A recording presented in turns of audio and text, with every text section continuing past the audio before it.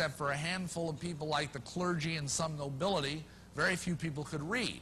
And so if I was like, say, a Mason, and I came into a new place and I whipped out my local 122 Mason card and handed it to the guy on the job site, he'd, I don't know what this means. So instead, they developed a system of signs. Like, for example, if I would go like this, they would know I was an entered apprentice Mason. Simple. So it started out innocently enough. But then when the Protestant Reformation came along, all the cathedrals were stopped. The great cathedral building of Europe basically ground to a halt. And that was where the Masons got most of their employment. And so to make up for that fact, the Masons began to admit non-operative Masons. And these came to be known as speculative Masons. These were people who were just simply interested in learning the occult philosophies of Masonry. They didn't want to become stonemasons, and that is how the Masons stayed alive.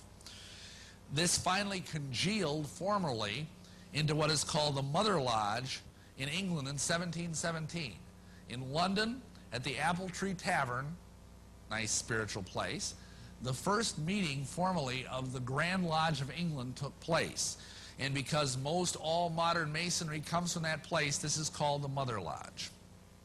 The next thing that happened is that the Grand Orient came along about 60 years later.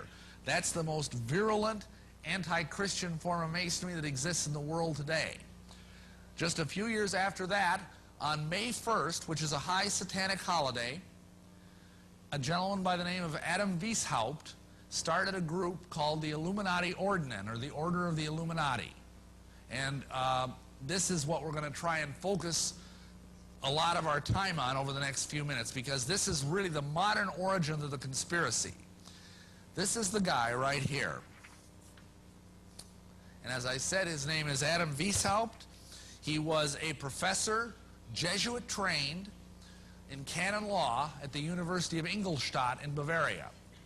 And he got the idea that, gee, wouldn't it be a wonderful thing to have a society within the society of Freemasonry that would work for the abolition of the monarchy, of the church, and of the family, and bring people back to a wonderful state of pure paganism.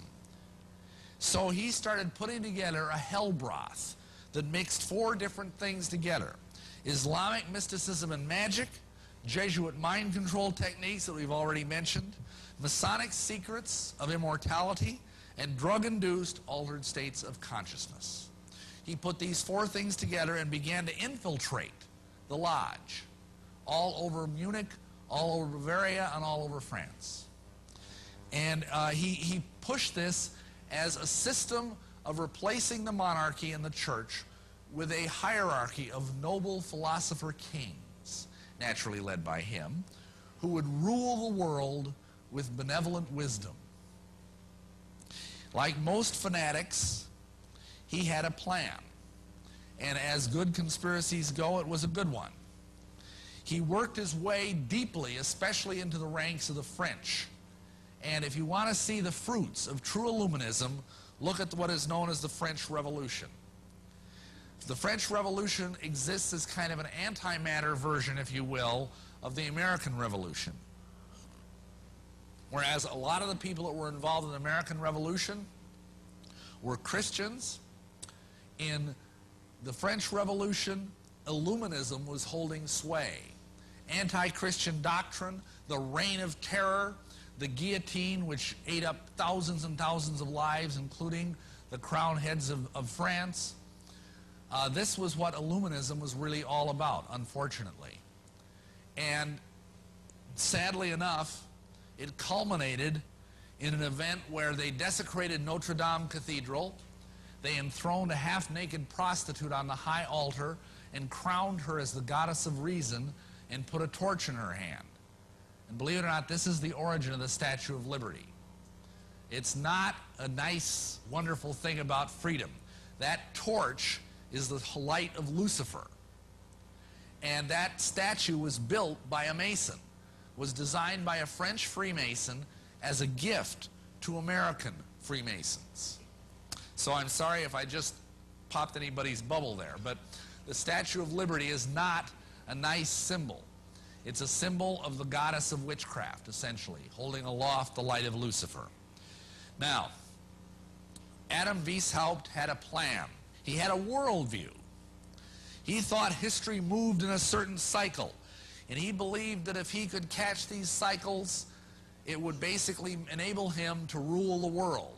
He saw history as being divided into 5 stages, and you see them there. This was called the Law of Fives. You have chaos, discord, confusion, bureaucracy, and aftermath. And here's how it worked. In chaos was what Adam Weishaupt believed was mankind's best and purest state. Excuse me, it was a state of what we would today call paganism, where you're just like the noble savage of Rousseau, hopping through the forest, gathering herbs, hugging trees. I mean, Al Gore would love this. You know, basically being a witch and worshiping a mother goddess, and everything is happy and joyful and tra-la-la-la-la. Well, needless to say, this couldn't last forever. Into this Edenic state comes a serpent. Except in this case, the serpent's name is Jehovah. And Jehovah brings with him the evil cult of monotheism. Now, monotheism is the belief that there's only one true living God. That's what Jews believe, that's what Christians believe, and it's even what Muslims believe. But it's diametrically opposed to paganism. And this is why pagans hate Christians so much, is that we insist that we've got the only right way. If you talk to a witch, they'll say something like, well, that's your truth and I've got my truth, and everybody's got their own truth, and it's blah, blah, blah, you know. It's sort of like, you know, they've got cream filling between their ears, amen? Anyway, that's why we call New Agers Twinkies. They got cream filling between their ears. Anyway, what happened is that the evil monotheists, according to Weishaupt, this isn't me, this is him talking, so to speak, that they oppressed the happy pagans and made them follow rules. They made them stop fornicating in the bushes with everything that moved. They made them stop smoking dope. They made them stop worshiping false gods. They took all their fun away. And this caused a lot of discord and a lot of confusion, because the pagans kept wanting to keep doing all of this stuff because it was fun. And so this caused the third stage to come along. And the third stage is confusion. And this happened because, you see, the monotheists had to come up with a reason for why these stupid pagans were still insisting on doing this, and so they invented the idea of the devil. And the devil was making them do it. And so they tried to introduce a devil figure to explain the problems they were having, but that didn't work. So the synthesis of stage 3 failed, and this leads to stage 4, which is bureaucracy. I'm sure none of us have any idea what that is like. And what you've got here is this philosophy that emerges where everything must be carefully tracked, because the average people, that's you and me folks, are dumb. We're as dumb as a mud fence. We couldn't even find our way out of our pajamas without the government's help. Isn't that right? You know, and so they micromanage everything. You know, it's like the nanny state. Take care of this, take care of that, do this, fill out this form. You know, it's like they think we can't even, you know, get dressed and go to work without the government's help anymore. And in fact, I just ran into an interesting example of this kind of mentality. There was a fellow on the news a couple weeks ago who he sued Lawn Boy, the lawnmower company, because what he tried to do is take his Lawn Boy lawnmower and trim his hedge with it. And he hurt himself. You know, duh. Anyway, he sued Lawn Boy because he said, you guys should have had a sticker on that lawnmower that said, warning, do not use this to trim hedges or you might lose significant parts of your anatomy. You know? And he won. I mean, and this is why everything you buy now has 50 stickers on it. It's because the government treats us as if we're all have the mental capacity of the average doorknob. And this makes us feel frustrated. It makes us feel alienated, and that's exactly what he wanted. That's exactly what Wieshaupt wants, because when people get frustrated and they get alienated, what do? They start smoking dope, they start getting drunk, they start retreating into fantasies, you know, like Star Wars or Star Trek or soap operas or, you know, romance novels or whatever the case might be.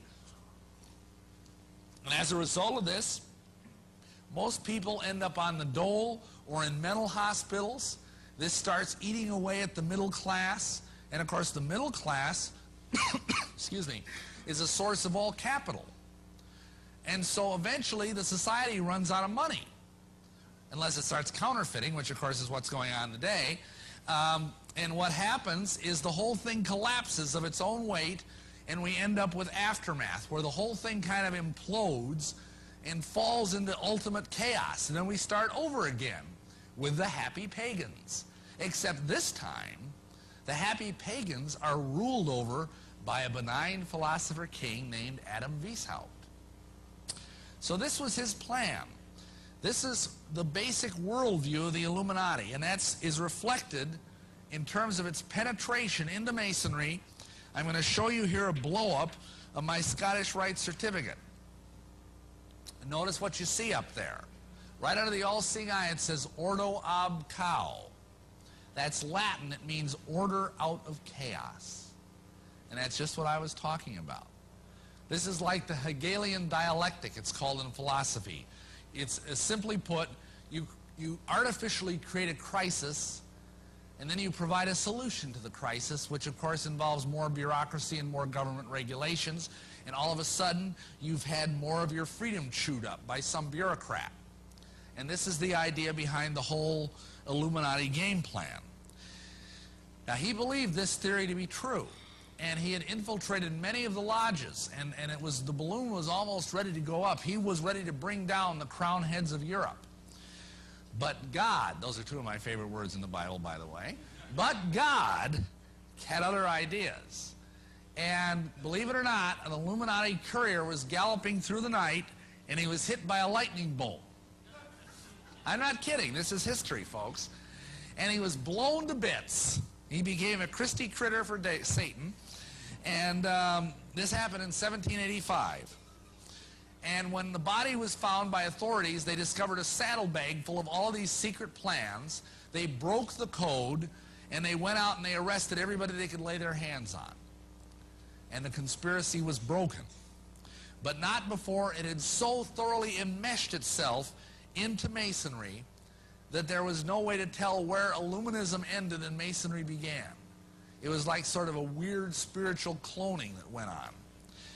And this fusion of sorcery with statecraft, which Wieshaupt began, was brought to an even higher level by a gentleman named Albert Pike and Giuseppe Mazzini in the 19th century. And it has tooled Freemasonry into the dangerous machine that it is today as part of the international conspiracy. Okay, what's actually going on here in terms of becoming an Illuminatus? I mean, people have asked me, well, you were actually in the Illuminati, how do you join? I mean, do you find a little ad in the back of Fate magazine and fill it out and send in $25 and poing, you're an Illuminati? No, it's not quite that easy. You've got to understand that the Masonic order is like an onion. It stinks. No, more to it than that. An onion has layer after layer after layer after layer. And the outer layers don't know what's going on in the inner layers. This is the way secret societies are designed. This is the way cults are designed. That's why the typical Mason doesn't have a clue about anything that I'm talking about tonight. And if you're a Mason sitting here tonight and you're saying, this guy is full of beans, let me tell you, I know whereof I speak. It's just that you have not been told any of these things because 99 out of 100 Masons are never allowed to know these things. Now, on the other hand, what happens is you get involved in the Masons, and if you know certain things and you know how to say certain keywords and certain signs and certain tokens and certain points of entrance, you are brought into a whole different kind of Masonry that does not involve the normal Masonry that most Masons experience. You begin to learn the secrets of Illuminism. And then they use a cell approach. Now, what do I mean by that? It's just like those of you that may have studied the Communist Party in the 50s and 60s. They had cells.